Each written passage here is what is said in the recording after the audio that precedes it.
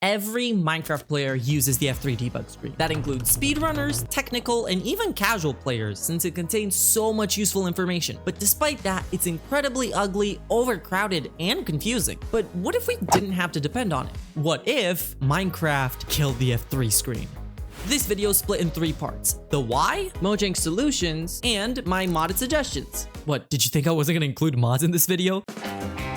Tell me with a straight face that you actually enjoy looking at all these numbers. Tell me. The F3 screen is a perfect representation of a non-diegetic feature.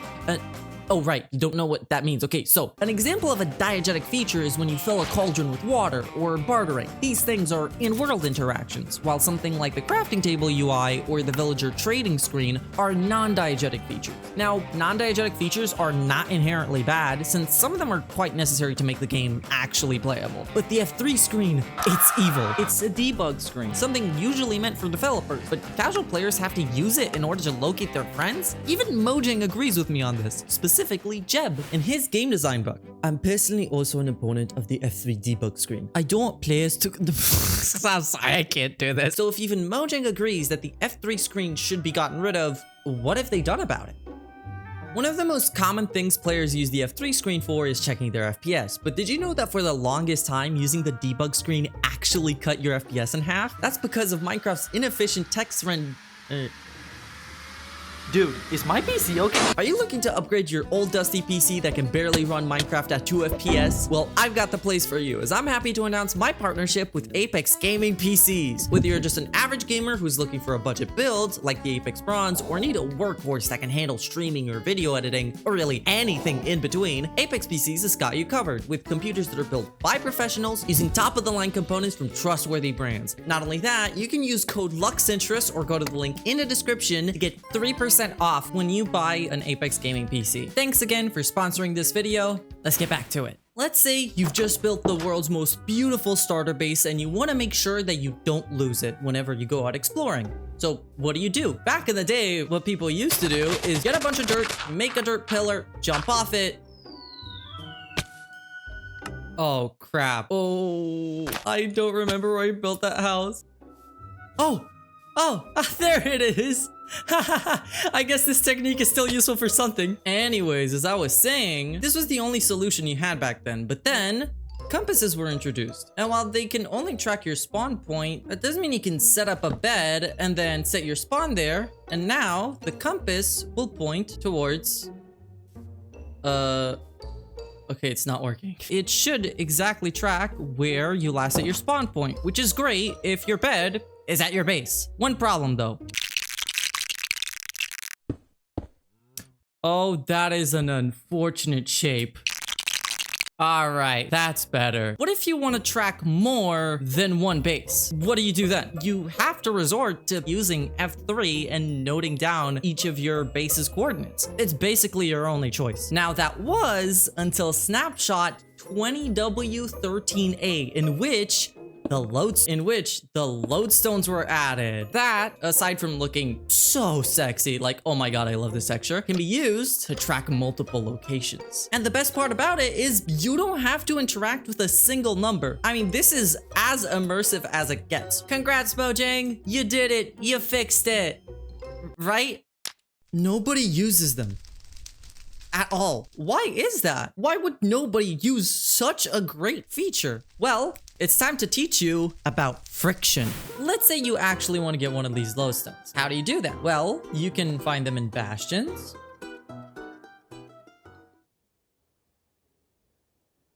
Oh right, you can also craft them with a netherite ingot, a material so annoying to get that a guy literally sold his soul in order to get a bunch of them in a server I used to play on. I'll never forget the netherite stock market crash of 2008. By putting the lodestone so far up the progression tree, Mojang essentially handicapped their own feature, because while you have to do all of this in order to get the lodestones, the F3 screen is literally a click away the moment you log into the game. Thankfully, Mojang did actually do something about that, but that isn't until a while later. In the meantime, let's talk about the glare.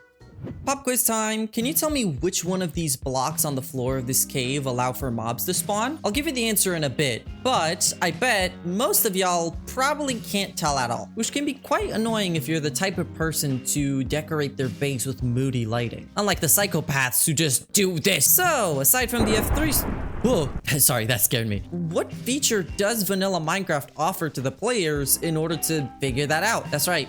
Nothing. So to address this problem, Mojang gave the players the option to vote in a new mob called the Glare that can detect where mobs can spawn. Ooh, look at it get so grumpy. And in response, the community basically said, no thanks, as the Glare lost with, if I remember correctly, less than 15% of the vote. So I wonder, why is that? Well, the fact that the Glare is a mob is a really big issue. Let me show you why. I wonder if that specific spot near my base allows mobs to spawn. How should I check this? Should I...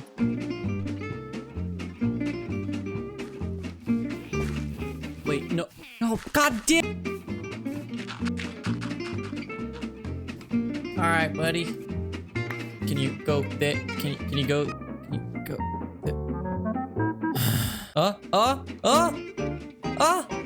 So I do need to put a torch. Bro, or do you just check F3 like a sane person? Oh, light level 0. Boom. Done. So at this point, it's basically 2-0 in favor of the F3 screen. Mojang seems to be getting pummeled and humiliated each time. But out of nowhere, they started to make a comeback. I'm not joking. Remember this question from earlier? Well, it's time to tell you the answer. It depends on the version, because before 1.17, these are all the blocks in which mobs could spawn. It's light level 7 or below. But in the same update that the Glare would have been added, you know, if it won the mob vote, Mojang snuck in a change to where mobs can only spawn in light level 0, which is a lot easier to tell, in my opinion, and a lot less arbitrary than light level 7. What is this, a charter reference? Which makes the score 2-1 now. All right, Mojang, keep it coming. 4 years later. They finally changed the lodestone recipe to be iron instead of netherite. Jokes aside, this is actually a really great change. And also, they spawn in ruined portals as well, which means that they're actually really common now. But even cooler than that, an update later, Mojang decided to add actual waypoints to the game. So you can now track your friends without that awkward back and forth of where's your coordinates, which is awesome. And the cool thing about it is you can use commands to also track mobs aside from players, like your pets, which got me thinking. So I've spent way too long setting up a data pack to demonstrate how nice it would be to have lodestones have their own waypoint icon, which honestly, we need this. Anyways, I was curious to see what my community thought about these changes. So I held a poll and 60% say they still wouldn't use lodestones? What? And this is when I realized making lodestones cheap is only one part of the solution. The other part is making it as convenient to use as possible. So much so that it's a no-brainer to choose it over F3. How do we do that? Let's say you fully committed to using lodestones in your world. You'll start racking up a lot of compasses for all the different locations you want to track. And here's where a problem arises. All lodestone compasses look the same. You can give them different names, but in a bundle or shulker box, taking the time to sift through all of them to find what you're looking for is going to get really annoying. So what if you could dye the compass needle, or maybe change the material of the entire compass? We can then also tie this back into the locator bar by making the lodestone icon dependent on the color and material of it. And while we're at it, why not make the compasses show the cardinal directions like this mod made by Chronos called Compass Ribbons? As for a lot of other F3 features, I think minimizing the amount of inventory space they take up is crucial. You don't want to walk around with like 50 trinkets clogging up your pockets, which reminded me of an item that I added a while ago to one of my mods, those being the spectracles. They kind of act like bundles, but instead of holding any regular item, they hold lenses specifically. And obviously, these lenses have different functionalities. Like for example, this one isn't necessarily an F3 feature, but it just gives you night viz. I might talk about them more in detail in a later video, but what matters today is talking about the behavior lens and the foreboding lens, which just identifies blocks on which monsters can spawn.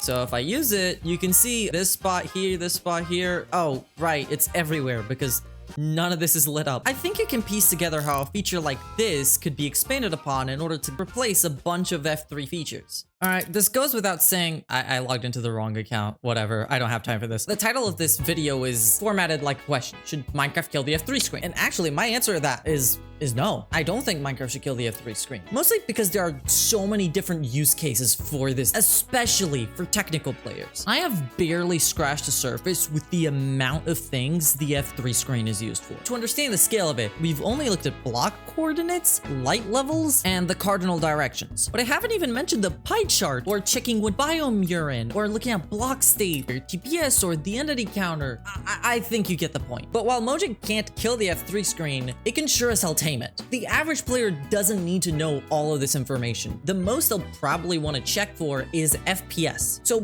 why not let the player customize the F3 screen? Like, for example, the Better F3 mod, where if I want to, I can just delete a bunch of the modules and have a bare bones version of the F3 screen. Honestly, I think this is the best way forward, because this would allow technical players to still access all the information they need, while the normal player can have all of that extra information hidden away by default. I'd say that's the best of both worlds. And so far, I've only been showcasing other people's mods, aside from the spectacles, but I actually want to make a mod of my own addressing all of this. The thing is, basing it off just my perspective on the F3 screen and my playstyle is not gonna cut it. So I need your guys' feedback. To verify the fact that you've watched the entire video, leave 2 square brackets at the end of your comment. I hope you learned a bit today.